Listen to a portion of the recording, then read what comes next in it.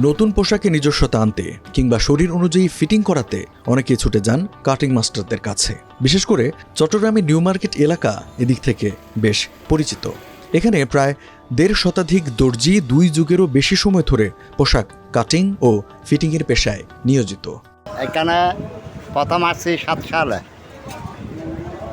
ও সময় কাজ ছিল শুরু থেকে, ওইখানে মানুষও কম ছিল, ইনকামও বেশি ছিল। ইয়ার পরে এত যাবৎ কাল করতেছি, কোনো মাসে ২৫, কোনো মাসে ৩০, আর ২-১ বছর আগে হয়তো। শার্ট প্যান্ট নেরো লম্বা ৭০ টাকা, ৮০ টাকা, ৬০ টাকা। আর পাঞ্জাবি ফিটিং এক হইতে ১৫০ টাকা। একটা কোট ফিটিং করলে ১৫০ টাকা, ২০০ টাকা, ২৫০ টাকা। এই মোটামুটির ভিতরে আমাদের সংসার চলে। এগুলো হচ্ছে যে আপনার কাজের উপরে নির্ভর। কাজ দেখা মনে করেন দেখে বলতে হয় কাজ কত টাকার। ৫০ টাকার আছে, ৬০ টাকার আছে, ৩০ টাকার আছে, আবার এমন সময় আছে ২০ টাকারও কাজ করতে হয়, এরকম আর কি। এটা কোনো নির্ধারিত একটা রেট নেই। আমাদের কাছে সবচেয়ে বেশি আছে প্যান্ট, শার্ট, গেঞ্জি। এগুলা শীতকালে কোট, জ্যাকেট, লেদারের জ্যাকেট। আর এমনি ওভারঅল আমরা সব কাজই করি। পাঞ্জাবি, পায়জামা, শেরওয়ানি আমাদের কাছে ফেরত যাবে এমন কোনো কাজ নাই। আমরা সব কাজই করতে জানি এবং সেটা 100% নিশ্চয়তা দিয়েই করি আমরা। নিউ মার্কেটের ভেতরে ও আশেপাশের গলিতে, বিশেষ করে জহুর হকার্স মার্কেটের গলিতে বসে কাজ করছেন এসব দর্জিরা। কেউ শার্ট, কেউ প্যান্ট, আবার কেউ পাঞ্জাবি বা গেঞ্জির মতো পোশাক ফিটিং করাতে আসেন। পোশাকের ধরন ও কাজের জটিলতার উপর নির্ভর করে একজন মাস্টার সাধারণত ৫০ থেকে ২৫০ টাকা পর্যন্ত মজুরি নিয়ে থাকেন।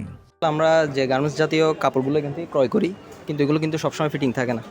এগুলো সবসময় আমাদের অ্যাডজাস্ট যেরকম আমরা চাই এরকম পাই না। এই জন্য আমাদেরকে আসলে এখানে আসতে হয়, ন্যারো কাটতে হয়, লং ফিটিং, মানে যাবতীয় আমাদের ফিটিং অনুযায়ী যেটা আমাদেরকে দরকার ওইটা করতে হয় আর কি। এখানে তো মানে বিশেষ করে এক্সপোর্ট কোয়ালিটির জিনিসগুলো আসে, স্বাভাবিকভাবে বড় হয়। হ্যাঁ, তাহলে এগুলো আমরা আপনার এই আমাদের সাইজ মতো করি।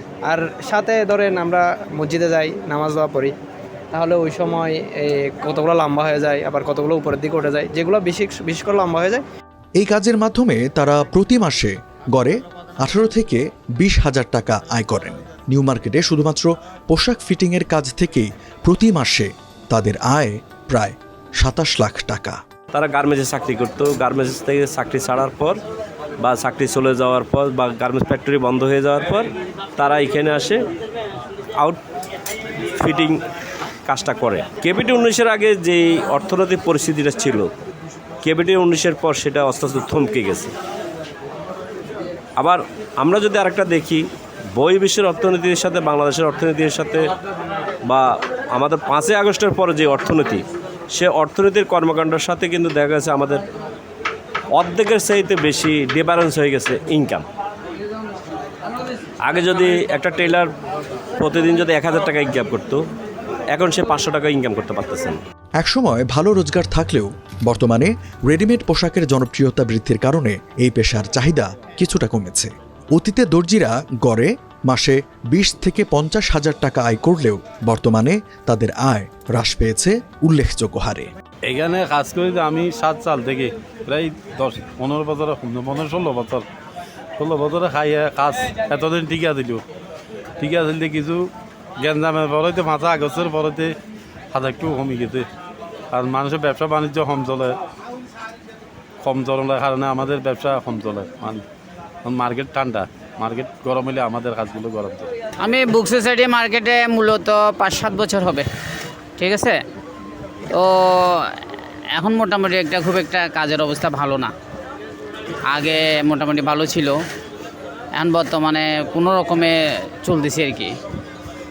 তো যদি বাইরে কোনো লাইন টাইন পাইতাম তাহলে চলে যেতাম আর কি।